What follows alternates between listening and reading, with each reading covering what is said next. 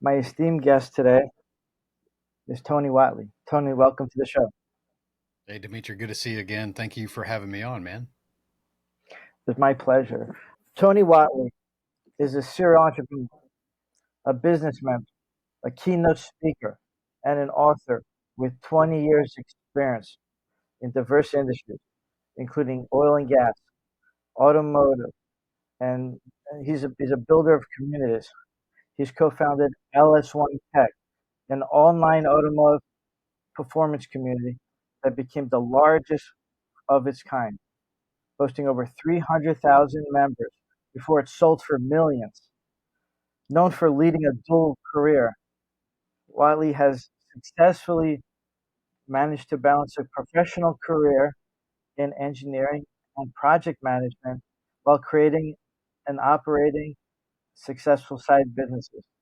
His expertise and experiences have made him a sought after business coach and speaker, helping others to achieve their entrepreneurial aspirations.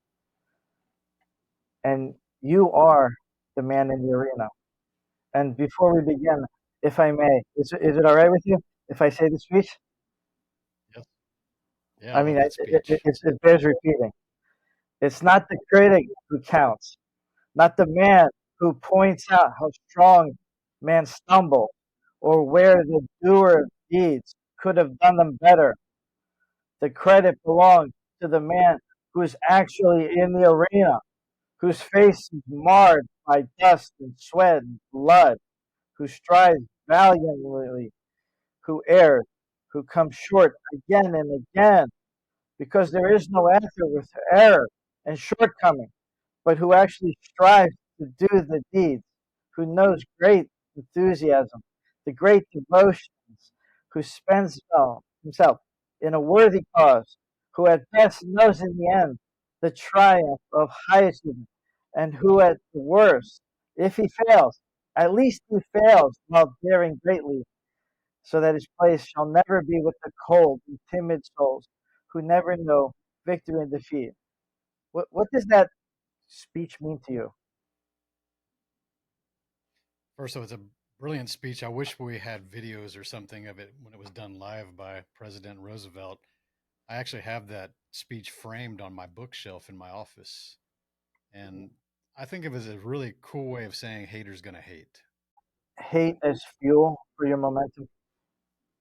I would say that criticism and negative people, they definitely have motivated me in my life. I like to prove people wrong, and I know that I count on myself and I bet on myself, and I'm willing to do the work, and I can usually outlast people before they realize like I'm just not going to give up. And so, yeah, I would say that it isn't the primary fuel for what I used to do, but it's definitely got me through some points in my life, whether that was in career or in business. I mean, how have you handled rejection in your life? I think everybody handles rejection kind of the same way. At first, we kind of feel like we're surprised by it, or maybe we become too emotional by it. Maybe we kind of think it's worse than it really is. Maybe somebody's trying to give you some positive feedback, and then you kind of take it as the worst case scenario. I think that's a human reaction. It's a normal emotion, but I guess rejection for me started as a child in my childhood. I was a half Japanese kid growing up in a largely Southern Baptist type community.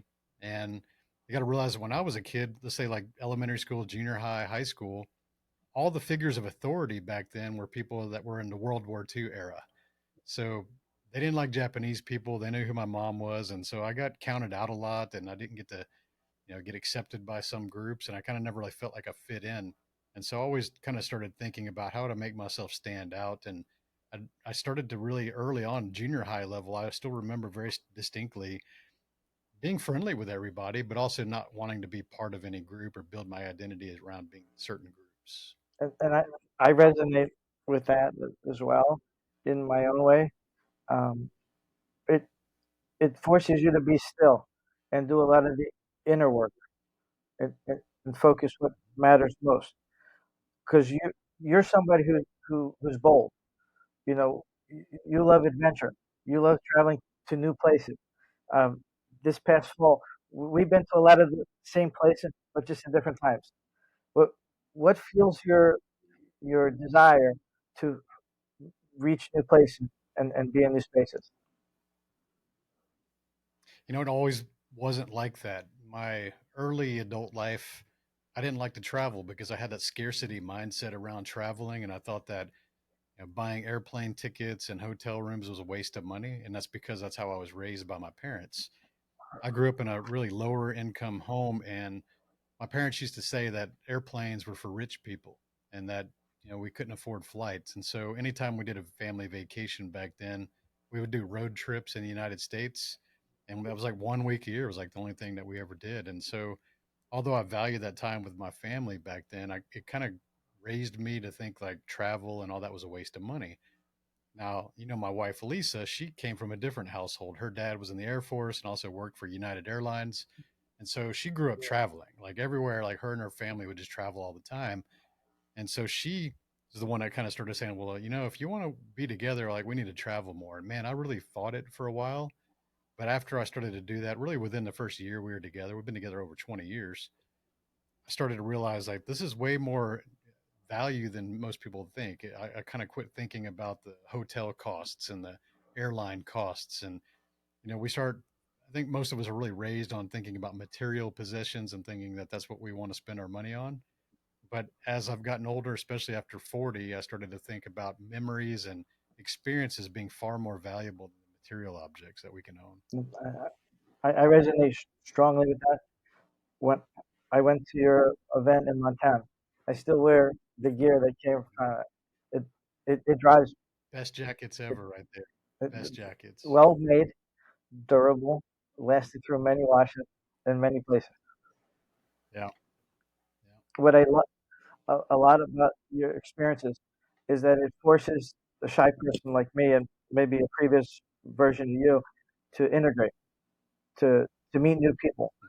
to not just be there for a few hours during info session, but to actually experience travel and being present with others.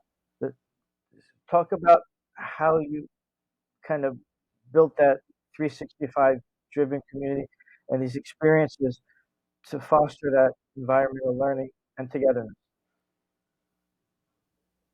Yeah, I think the approach for me building any kind of community, whether it was automotive or even the entrepreneurship communities, I think about it not as myself.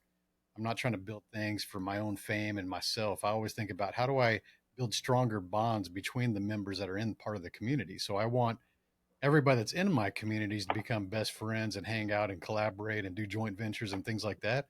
It doesn't always have to be me as part of the equation. So I understand that thinking about like this, I like to build the virtual bar, so to speak, where people like to go hang out with their friends and like to meet up. I just own the bar. I don't have to be a part of all these things, but I want to facilitate that and build those bonds. And like you said, our events, we actually plan for the socializing time. As you've seen, you've attended a couple of these events that it's on our schedule to go socialize and do some physical challenges together and go explore together. And most of these business events you go to, it's just a drinking out of a fire hose from a stage, and you're sitting in a conference room all day long, and you don't really have any time to interact because they don't even give you breaks, right? It's just like one speaker after another, and then everybody just goes back to the hotel, and maybe you hang out.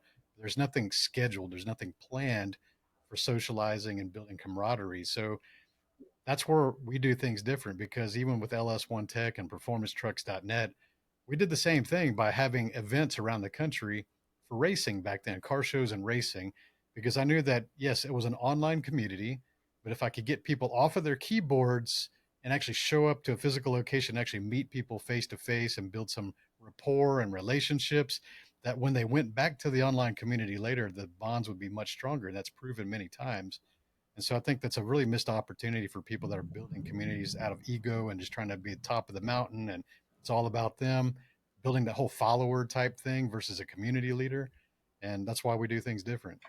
And I like that because a true leader doesn't say follow me. Say like invite you're inviting people to a journey.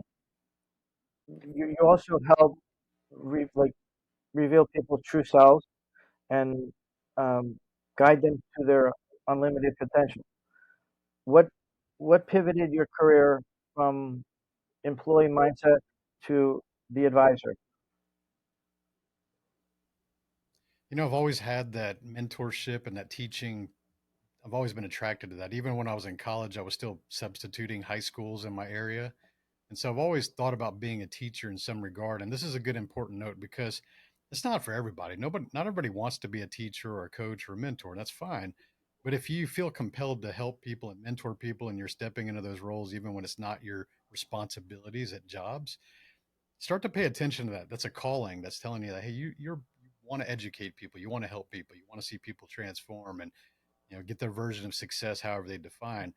And so there was evidence of this throughout my entire career. Even when I was working at McDonald's at age 15, I was always teaching people things and making them better employees. And eventually I was managing restaurants and then corporate. And I'm always volunteering for mentorship roles and coaching younger people or less experienced people. So here I am. Essentially, I'm a teacher nowadays. I'm just not, I'm highly compensated compared to a school teacher, but nevertheless, the same skill, the same calling is what I have.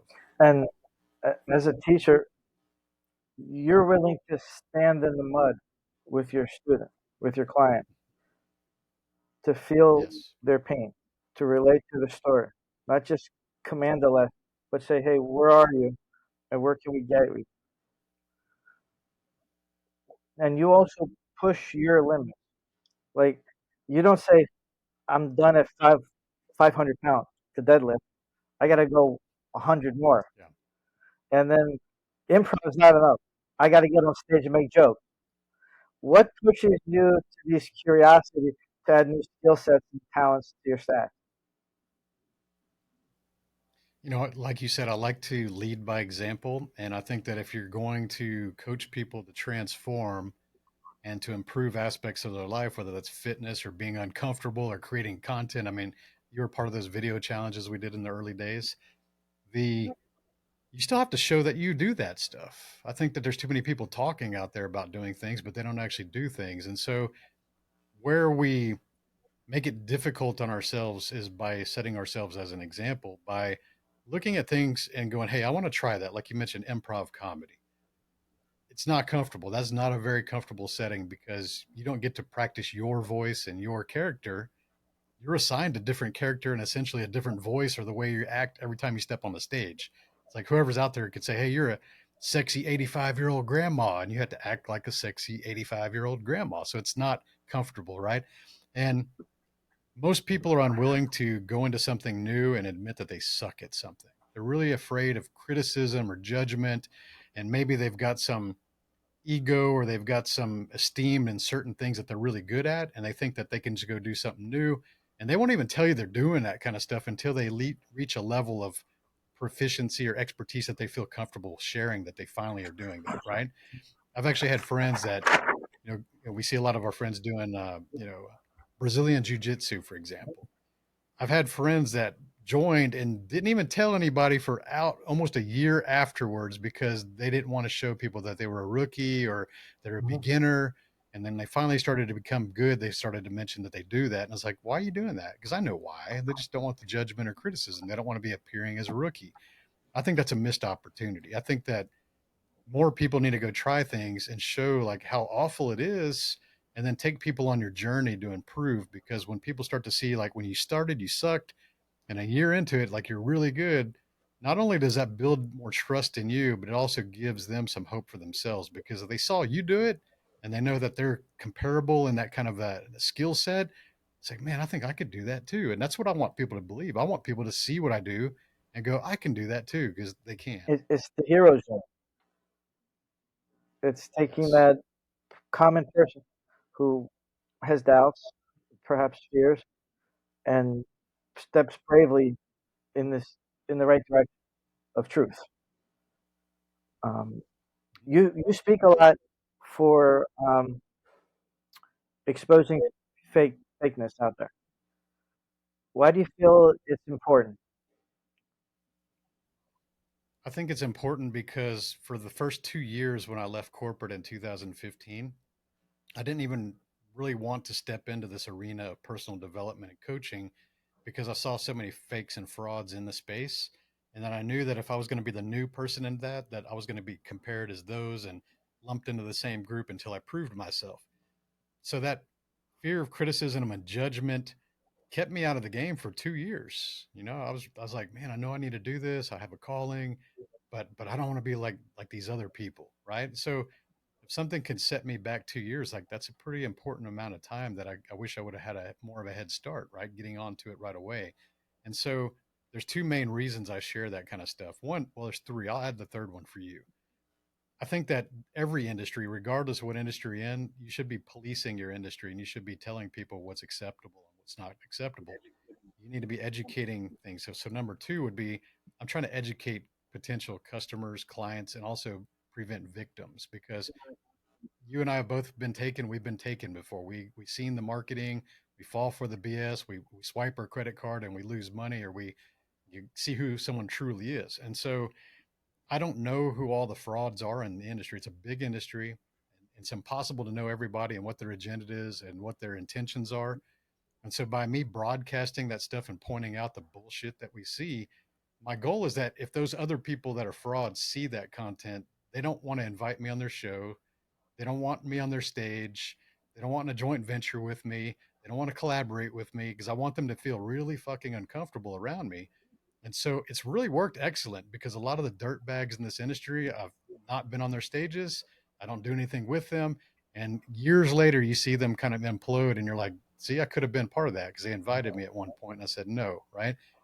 The other thing is just educating people on what to look for because I think everybody should do due diligence, do research, Google search whoever they're trying to learn from, try to figure out what they've done, look for evidence that they have actually accomplished anything before you probably spend your hard earned money on that stuff. Right, because if we trust someone to advise us, to get us somewhere, and it took a lot of effort to invest in that, and then it sinks your drive, right? It, it puts you back into a starting point that you didn't want to start from. And but but pivoting on, you've had Robert Greene on, and I was studying him ahead of the episode. And one thing that I want to bring up with you is the concept of recreating yourself. You've done that. How do you recommend people do that when perhaps they lose their job, perhaps they lose interest in what they're doing? How do they go about starting something new? Perhaps a side hustle. Well, first of all, yeah, I'm glad you picked up on that message. And actually, the last speech I gave last week in Nashville was on reinvention, the topic. And that's actually the book that I'm working on. My next book will be on the topic of reinvention. And so I have that topic's just been kind of broadcasting in my head for several years. And I've done this multiple times in my career. And I think that most people they think the risk is much greater than it is because they're used to comfort, they're used to predictability, and so they build this career or this company that they don't really vibe with, and it's kind of like the devil that they know, so they kind of just sleep with it, right? Reinvention is actually not a bigger risk than most people think. It's just uncommon, and so you think about this: if you're an employee, especially, and you're working for somebody, even if you've been 20 years into a company, and you go, man, I would rather go do this other thing, and I had to sacrifice this. Well, not necessarily, because you can start building that side business or the side hustle, and you can start to invest in some knowledge to get some skills into that new thing that you want to do, and then at some point you can just break it and go, hey, I'm going to go do this now. Because in reality, the biggest risk is just finding a new job. That's the biggest risk. That's the one risk that keeps everybody from pursuing their dreams is having to go get another job. I mean, that's the risk. Having to start another business, like that's the risk. Like entrepreneurs gladly take those kind of risks and they go do those things. So I think most people just kind of like they said, I don't want to waste my time that I've invested in this. I've got this education in this. I've spent all this money on this skill or this degree, and that's the thing that's holding them back for pursuing their potential. And it's sad. It's really sad because it's really not that big of a risk at all to go find a new job. Well, just like a vehicle, you can only sink so much. If it keeps failing, you might as well move on. Yeah, yeah, exactly. And you can always go buy another vehicle. Like that's not a big risk, right? I mean, and and you love rebuilding vehicles, like from your first car, your Camaro, to the projects that you worked on this morning. Talk Yeah, about the yeah. importance of being handy. I think being handy and being a repairman and a welder and a mechanic and all these skills that I acquired over my years were just means to get what I wanted because growing up without money, I had to learn valuable skills, and I think too many people really invest a lot of times in trying to learning skills that don't pay them very well. So, the things I've learned were really high precision, machining, programming, website design, graphic design, photography, videography. All these things can contribute to your earning potential. And I think that it's just something I enjoy. Not everybody's into that kind of stuff, but my grandfather was like that. My father was like that. So we are very handy with tools. And I was, even as a kid, I was taking things apart and putting things back together and trying to figure out how everything worked. And that's why I pursued the mechanical engineering degree because I like to figure out how everything works. And so I actually enjoyed doing a lot of that mechanical work and doing those kind of things. And so all these things also give you a better perspective when you're looking at business or even individuals. Like what we're really talking about, Demetri, is transformation. Think about that. Humans are fascinated with transformation, whether that's a fat loss journey, or somebody training to become a fighter, or someone doing something, or even looking at homes like you do real estate, like the flips. We like to see the before and the after. We love transformation. And so by looking at things and being able to diagnose the problems and then fix things or restore things, you get to have the transformation. You get to do that yourself. And I think that's why we really enjoy that kind of content. and and you produce content consistently, and then not only that, you're inspiring others to create their own. I created my own path. Others have. Uh, and how many episodes are you in now? 300. 355. Wow. We're so at your current, you're going to produce at least an episode a week for the far, far, far future. And how have you grown as a podcast from the time you began to the current version of you? I think being a podcast host and also a guest, I've been on guest on more shows than Mhm. I've hosted. I think that it gives you better opportunities to get to meet people and hear interesting questions or perspectives, and it also helps build your network. And I think that if you're building a personal brand, having a podcast is a very good thing to have because the best way I heard it described, and I wish I could attribute the quote to it, but they said that if you have a podcast, you actually have a gift that you can offer somebody. Because before that, people would be like, "Hey, can we jump on a call?" or "Can I pick your brain?" Like that's an ask, that's taking from people. But if you go, "Hey, I would like to interview you on your show and feature you," now you have a gift to present to people, and they're far more likely to have those conversations than being like, "Hey, can I pick my brain?" Like nobody wants that, right? So I think that it builds authority, it builds your relevance in your industry, and also you get to meet some amazing people. So that's the things I've really learned from podcasting. I love it because it's kind of like this 6 degrees of separation. We grow closer in proximity to the people that we admire because not only do we emulate those behaviors, but we embody them. We live them. It shines in who we are. So then we can start attracting whoever we want, right? Like I imagine Yeah. you've written your Dream 25 list a few times and fulfilled them. When it's changed, Dimitri, I would say that when you're first getting started, you think that you want a bunch of famous people, people that you admire, people that you respect, and those are good things to have. But I would say some of the best conversations I've had are people that don't have giant audiences. It's just they were teaching me something, or I saw a new perspective that I didn't understand, or maybe it was something technical that they shared that was like an aha moment. And I'm not going to sit here and name a bunch of names because I have a bunch of guests, but I think that the most interesting conversations also show up in the downloads. It's not always the people with the biggest names that get the most downloads. People that are new to podcasting think that's the case, but the number one podcast download that I have as someone that actually doesn't really have a big audience at all is just the topic was so relevant that whenever people are searching for that topic, there's not a lot of people talking about that specific topic. Therefore, it actually gets more downloads than all the others. I, I look at the quality of conversation, as you just mentioned, and the value of being present, pushing aside all other distractions. How do you recommend people do that in the world when the world's sometimes upside, sometimes our personal lives are a mess, but the work still needs to get done. We still need to serve the customer. How do we? stay focused and in our lane? I think that part of that has to do with personal accountability because we get to control access to our eyes and our ears.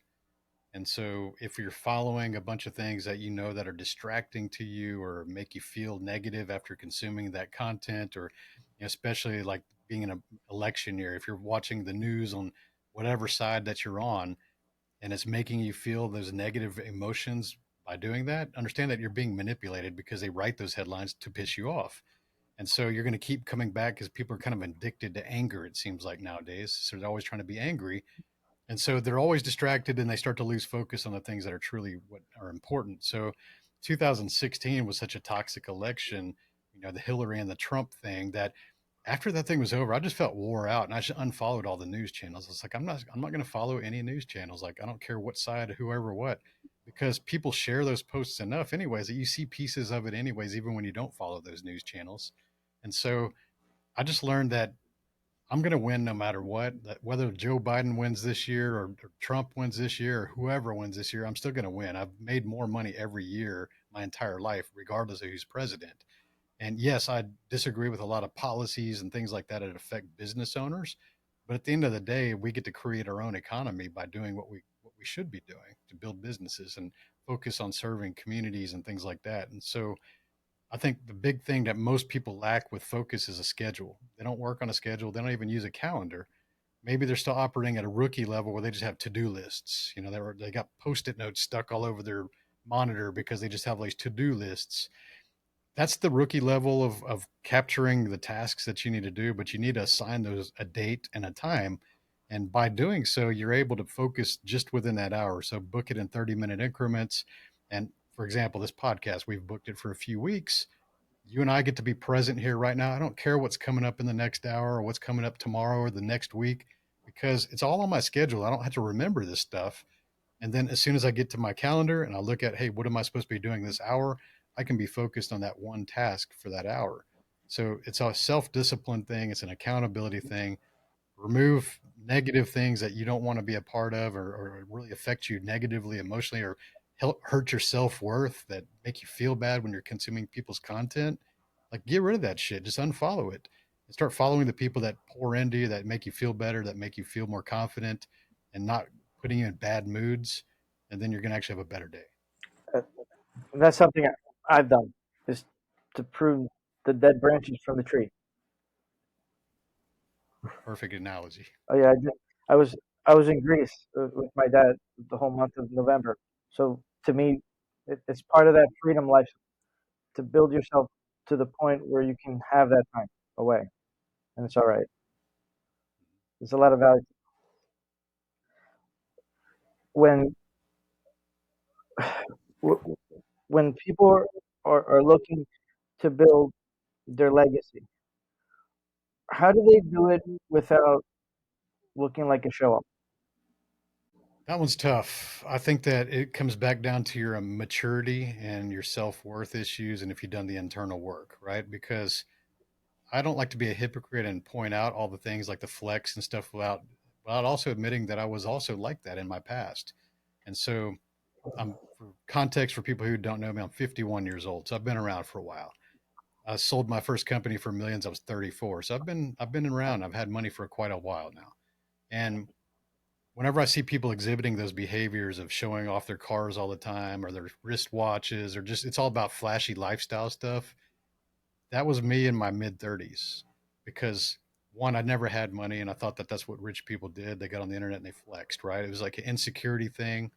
And I remember I actually shared the story. I remember climbing up on top of a ladder that I had like a 12-foot ladder, and I climbed up to the top of it so I could get a wide angle lens on a camera to be able to shoot all ten of my cars in the driveway, like all in one photo, right? And I remember climbing up that ladder feeling like a total douchebag that I was doing that, but I still did it. And looking back now, like people will see that photo and they go, "Hey, I remember that photo. That was so inspiring." And but I felt like a total douchebag doing it, and I knew it. I was being a douchebag, right? I was flexing, but now I still see people in that young age bracket that are kind of starting to make some good income, or even people that are older than me still trying to flex because they're new to money. They haven't built enough self confidence to match their income levels or their what they have in the bank account. And so I don't like to be a hypocrite and say like you're stupid and you shouldn't do that, but I do like to say, hey, I used to do that too, and here's what I fixed, right? And so I think that it's okay to show hints of your lifestyle if that's your real life. Like if, like you said, I travel all the time. I got a bunch of nice cars. People will get to see little pieces of that in the background, and that's okay because that's my life. I can't hide all this. I'm not going to look like I'm poor, but it's not about just showing off anymore. And it's more about this is who I am. This is what I do. This is what I believe in. And so it's not showing off. People that are nosy or good at looking at social media, they can go back and look for years anyways and see what your lifestyle looks like. There's a consistency that shows up over years, right? And so I think don't show off. Just have the awareness that maybe you got to do some internal work if you feel like you have to Mm. flex. And how would you go about for a lot of these people who have these negative conditioning patterns, and it might take them years or never to reach out and ask for help? What's one thing that you could say they can look in the mirror and start changing? Yeah, some people will never, unfortunately, change. I get that. I think that surrounding yourself with people that actually have some good awareness and have good intentions for you, because I think some people mask that they have good intentions for you, but they don't. They have an agenda or they're trying to knock you down a level. They're being passive aggressive or just critical for no reason. So it takes a lot of time to vet people to figure out who has good intentions for you and actually can you trust their advice. The best way to shortcut that is to hire a coach or see a psychologist, people that you're paying to help you to be more aware, to see your blind spots and give you some guidance. And I think that that's the kind of the best way until you vet people. Because again, just adding to the Robert Greene wisdom, you're good at stripping back the layer, not just on the vehicles, but the mask that people portray. What's like one question that would help qualify someone that you meet in the social fund? To qualify them in what regard? If this is someone I like, someone I would perhaps work with or recommend to a colleague, a friend, or someone in. I think that too many times people shortcut that process of relationship building. And there's nobody that I'm going to meet in one setting or two settings, or maybe even the first five settings that I'm going to be able to just vouch for until I've worked with them or I've got some good feedback from people who have worked with them. Like, I want some good feedback. I want some social proof. I want some referrals from people that actually have gotten results from these kind of people before I consider them. I think too many people, especially like you and I, are an Arate syndicate. We love the group to death, but too many people, you and I have both seen this, that get burned in even groups like that because they trust too many people because we're in the same group, so we should trust each other and do business together. And here's $50,000 to invest in your company, and we see people get burned out of millions, not little money, millions of dollars, because they're too trusting of people that just wear the same logo as them. So build the relationships from those groups by all means, but start to realize that not everybody's in there for the right reason. A lot of people are full of shit, and that you have to do the vetting and you have to pay attention to what people do, not just what they say. Yeah, it's like church. You don't get along with her. It takes time, doesn't it, Dimitri? It It, just takes time. I mean, and we have that gut instinct. We can read people pretty quick, but being a empath and we someone that likes to help people, a lot of times we are the optimists and we try to see the good in people, where some people that will see the negative in people. And many times I've been off on my judgment of character because I always try to see the good in people, and it ended up giving me burnings. it, it's that art of charm. It's the fact that people reach so many personal development, completely absorbed into it. And and here's a simple example. One question from an average people: how do I care more? How do I care? How, how do you Yeah, care more? somebody Is that what you actually is. said? How do I care? Like, how do I give a shit? Like, they were dead on the inside Yeah, and asking, how do I? Where's my yeah, heart? yeah. It's tough. I think that it always takes time. Quality always takes time, no matter what we're talking about. When you made that shift from employee to completely on your own. Did you do it with full faith and belief that it was going to work out? Absolutely, absolutely, and it was tough. And also being realistic about the first couple of years of starting that business, 2017, 2018, I helped 20 people start their business and I didn't charge them a dime. I wanted to prove that the process was repeatable. I wanted to prove that we would get results. And I did that for the testimonial. So I worked for these entrepreneurs for 8 to 10 months. Every single one of them started a company. So we had a 100% success rate. Kind of went on the back end of the book. The podcast launched later that year in 2018. And so I was willing to work for free, even though I knew I was going to get them the results and not take in any money. And luckily, I was in a financial situation that I could do that. But I think too many people want to start in business and build an audience. They get too quick to try to monetize. They want to try to make money on day one and figure out how to make money on their podcast, how to make money on their books, how to make money on their coaching. And I was like, have you coached anybody? Have you got any results? And they're like, no. And I was like, well, you need to work for free for a while. Or go, you know, get a mentor that will hire you like for free to teach you things. Like if you're going to do some work for them. And people are really entitled nowadays. They think, well, I'm not going to work for free because I value my time. And it just, those people will never win because they're not willing to do what it takes. It's all about what it takes. It's the slow cooker. It's not as Andy Frisella. I want that cake sooner. You can't double the temperature to 800 degrees. It's a good one. Yeah. And another thing that he says that I think rings true with who you are is that personal X is the ultimate form of rebellion and leads to that full freedom lifestyle. Could you share with the audience what a freedom life means? Yeah. So one of the speeches I usually give will be focused on the four freedoms. So freedom of time, location, uh, financial, and mental freedom. So I think the mental freedom is the hardest one actually because I had financial freedom at an earlier age, but I didn't have mental freedom because I still feared judgment and criticism and all these things, right? Location and time freedom are both very, very important to me now. That's like you said, you got to spend a month in Greece with your dad. That's location freedom. So many people can have money in the bank and they don't have that. And to me, that's more valuable than a lot of money in the bank because what good is having millions of dollars if you can't even go enjoy that and go spend the time with people you care about?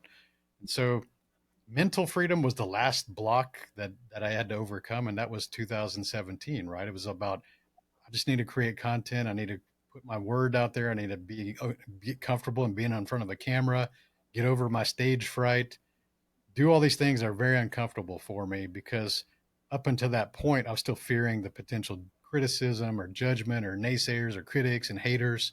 And that's why I just kind of avoided those kind of situations. But I had all the convenient excuses. That's why everybody doesn't do this. They say, "Well, I'm too busy to create content, Demetri, and I've got a family and I've got a business that I'm running, and I'm very comfortable. I don't need any more putting myself out there." I used to say all that shit. The reality is, I just didn't want the criticism. I didn't want to put myself out there for fear of judgment. So, mental freedom is also something that will make your life much happier because I don't need shit from people. I don't have to worry about people. I don't have to worry about saying something that'll piss my boss off that I might get fired for, right? It's like you just have that mental freedom to be who you truly are. And when you don't need anything from people and you're just doing things because you enjoy it and you have a purpose and a calling, I'm always in a good mood. I have a great time every day. If I'm not sick, I have a good time every day, and that's the way I want it to be. It wasn't always like that though. I had to earn that. It, it's like building a house. You need a strong foundation and fundamental, and then you can fill in the details step by step. And too many people look at the finished without the ugly process. How would you recommend Yeah. people start loving the process or learning to love the process? Yeah, I think that too many people see the result of somebody building their brand or their business for years, and they can spend money to duplicate the appearance of doing that, right? They can go get a fancy website built, they can go launch a podcast, they can have a book published, They've skipped all these steps in between of building the audience and building rapport and pouring into people and being there to help people. They've skipped all that. They just have the facade. So your analogy about the house, maybe they just build the exterior of this fancy house, but inside is empty. It's kind of the way it is, right? And there's nobody visiting that house because nobody, cares unless you've helped them. And so, how do you fall in love with the process, man? If you don't enjoy the process, I would say that you're doing things for the wrong reasons. I think if you're just trying to get famous, that's pretty shallow and it's self-serving. And yeah, people have gotten famous, but at what substance? Are they really building a legacy? Or are they just trying to build an income? One of the things I really can't stand is when I see coaches that are only coaching because it's kind of a last ditch effort. It's like they were unsuccessful in their careers, they were unsuccessful in their business. And they're like, well, maybe I'll just try coaching. Like, if that's your attitude about becoming a coach, you don't belong in coaching. Like, it's a calling. Like, I had to sacrifice a lot of high income earning things to go do coaching, and I enjoyed that, and I was willing to do it for free. Like, so if you don't enjoy the process, maybe that's an indicator you're doing the wrong thing, or you're not following your true calling, or maybe you're focusing too much on money instead of trying to build some kind of a legacy or follow your purpose. People don't slow down to reflect. And you travel and see different cultures. You see how, let's say, in Europe, people behave, or different parts of, like you're in Costa Rica. Um, Talk about that value of slowing down and not being rushed to go from thing to thing to thing. I think that people that are overwhelmed and have a lot of anxiety around their to-do list, they say yes to too much shit. They're always trying to people please. They don't want to let people down. They're always saying yes to everybody. And when you fill up your entire schedule, you don't have any time left for yourself, and that's when you start to get anxiety and overwhelm. And so if you want that mental freedom, if you want that location freedom, that time freedom, you got to schedule that kind of stuff and start saying no. Very successful people have become very strategic at saying no. And where most of us think that saying no will hurt people's feelings or make them feel like you let down, you'll see it's the other way around. When you practice this skill of saying no, you'll start to realize that people actually have more respect for you because you create really solid boundaries and expectations about what you're willing to do and what you're not willing to do. And as you can imagine, me putting myself out there for almost 20 years on these websites, people are always coming out of the woodworks wanting me to invest with them and joint venture with them, and there's a great opportunity that we can do. Let's make some money. And I'm not wired that way. It's like that's not my motive right now. It's like I'm actually in a purpose driven type phase of my life. Maybe if you would have caught me in my late 20s, I probably would have jumped in that and added it to my list. But nowadays, if it's not a hell yes, it's a hell no. And you can do that politely. All you got to say is, look, hey, I appreciate the opportunity that you're bringing to me. I appreciate the offer. At this time, I'm already overcommitted, but I appreciate you bringing that to me, but I'm going to have to politely decline. If you say it that way, regardless of what it is, just say you're overcommitted and people understand that because they're probably overcommitted too. So just say it that way. You don't have to tell them what it is or why it is. Maybe it's that I want to go to the gym for 2 hours every day or go skateboarding, whatever I want. Maybe that's my commitment, right? None of their business. And so, yes, I've left a lot of money on the table by saying no to those kind of things, but also got to keep my sanity and my happiness and my freedom. So those things have a lot of value to me. So just overwhelm stuff, just kind of push that out of the way. Just learn to say no. There's a strength in saying no. You take your power back. Because I've Yeah. historically been the people pleaser, eager to help, but then not help myself.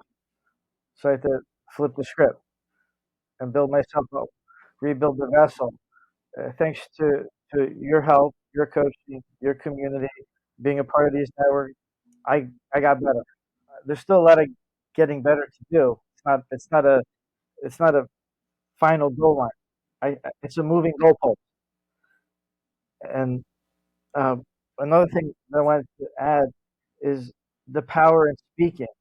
When you spoke on stage, October 26th, 2019, my name day, I'm there in St. Louis.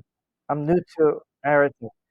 I don't know you from anything, but I saw your your poise, how you spoke. I remember how I felt. Talk about like your evolution as a speaker on stage. Get how do people get comfortable speaking to a large audience? You know, the funny story about this, Dimitri, is I never wanted to be a speaker.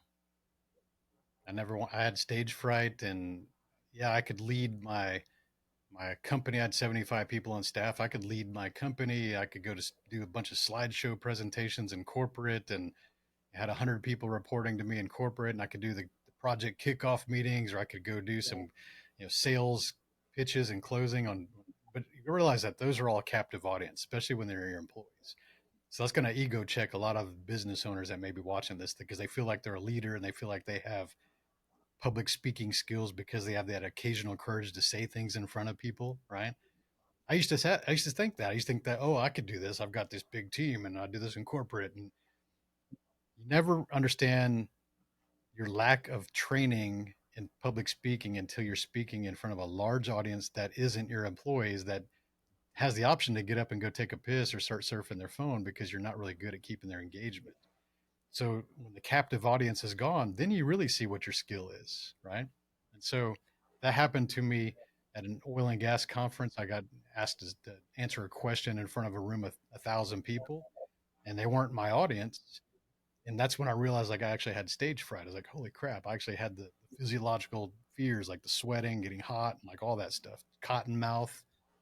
And so most people would be like, well, I'm just never going to raise my hand again. I'm just going to avoid that situation. Well, to me, I was excited because it was a new fear that I had uncovered and I wanted to get over that. And so when I started writing my book, the funny thing about the book was that it was a way of taking my knowledge and putting it out there.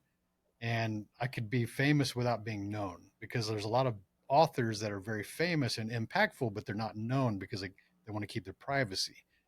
And so as I was writing this book and I was giving a chapter to a time at the editor, and the editor by chapter 4, he actually said something. He said, "This book's really good. I think people are going to want to interview you." And I was like, "Damn it!" I was like, "I just wanted to write a book and put it out there. I didn't want to speak or put myself in cameras and stuff like that. I still had that insecurity, right?"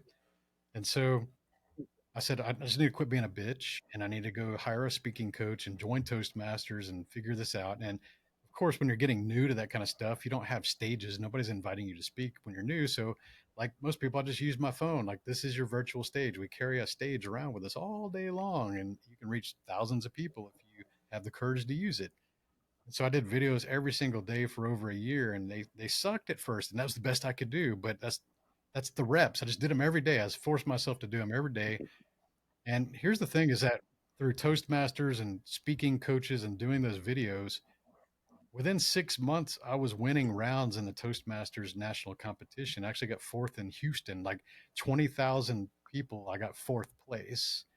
And that was only 6 months into it from not wanting to do it all and actually not having any skills in that, just doing the reps, practicing, learning, practice, practice, practice. And so I kind of started earning bigger stages and bigger stages. And yeah, Arte Syndicate, 1,500 people in that audience. That's a big stage. And yes, I did have nerves going into that event. Actually, I didn't even sleep that night before very well. I may have slept like 1 hour. And I remember that morning waking up thinking like, oh crap, man, I'm going to be like, I think the second speaker. I think I was like right before Jesse Itzler or something, and I just remember like I got to set the bar high because I got a lot of RT Syndicate brothers here, and I'm the very first one. And I remember getting up going like, oh, this the negative talk was in my head like, oh, I didn't sleep worth a shit. I feel like crap. My energy's low.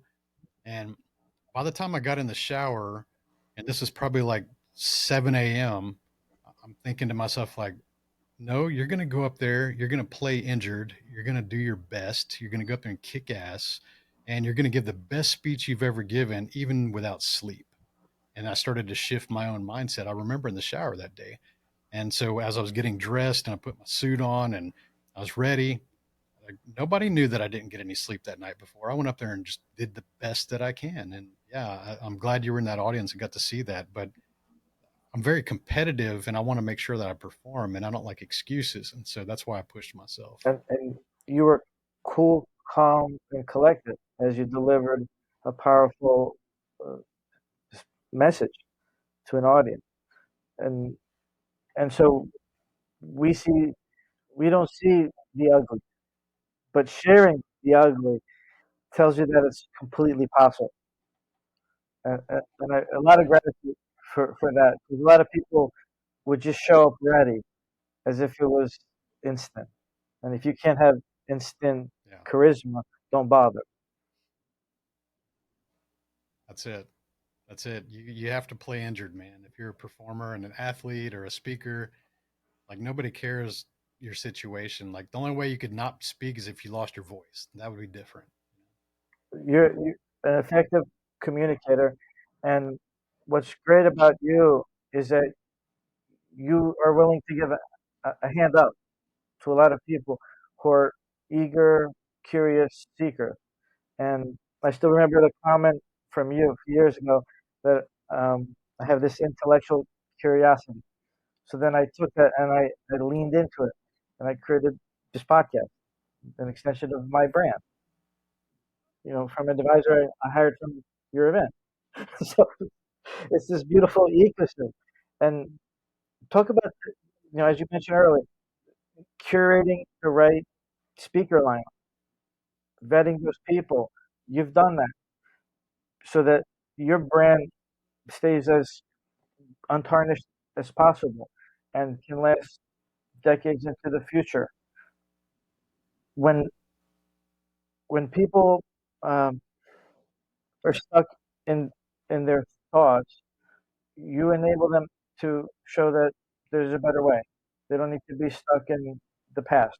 They don't need to be limited or weak because you've been there and then you've done the effort, documented the journey every step of the way, showing that it's completely possible, removing the excuses from most people who are emotionally mature enough to look in the mirror, see their faults, and know that better is possible. So thank you for being a shining example of that for not just me, but for so many people who don't even thank you. But I just want you to know that you have that impact on so many people. Thank you. Appreciate that. I really And do. this season, you have an event coming in Costa Rica. Would you please share more about it? Yeah, it's going to be two different locations in Costa Rica. We're going to do 2 nights at a jungle resort and go hike and see this amazing blue river that's kind of iridescent. It glows because of a chemical reaction we learned. We got to see the source, which is pretty cool. And then we're going to transfer to 3 days at a beach resort, and the speaker's going to come in on the last 3 days and hang out with us and do beach resort things and maybe go do another kind of a tour or expedition. We're trying to figure out that last adventure, but our business events are more like vacations for entrepreneurs. Like you said, we try to focus on the socializing aspect, and I always bring speakers in that are willing to hang out with us and not just say something on a stage and escape out the back door. I want them to be a part of the journey. I get a lot of FaceTime, having a bunch of different meals with everybody and adventure, and so we always like make sure that it's more adventure than speaking. In fact, we always limit our speaking day to only 6 hours because we want to factor in more time for socializing and actually enjoying the resort and being a part of that. So yeah, it's June 8th through 13. It's going to be in Costa Rica. So yeah, Wonderful. awesome. And how can people find you? Find the links to your 365 driven society experiences and other movements. Keep it easy. My website, 365driven.com, and you'll find my podcast that's named that and the books and everything that I'm involved. I just kind of keep it simple, one place. Wonderful. Would there be one last takeaway or quick tip that you wanted to share with the audience? No, I would just acknowledge you, Dimitri, for doing these things. I know that was a big challenge for you to put yourself out there and create content. Now you're a podcast host, and it's been fun watching you transform as well. And I know this takes a lot of courage to do this, and but I also know that you're very dedicated and you're very consistent. I haven't seen you be a quitter or do things like half-ass. So maybe in 5 years, when your show is out there for long, you never know what this is going to go. So keep going, brother. It's like more rocket fuel my tank. Thank you so much. Really appreciate it. I go back to these episodes for lessons. Uh, it's a valuable library, and I go to your episodes. A lot of the content is what they call evergreen. It, it's good forever because it's coming from good people, and you're definitely good people. So I really appreciate getting to know you and our conversation today, Tony. Thank you.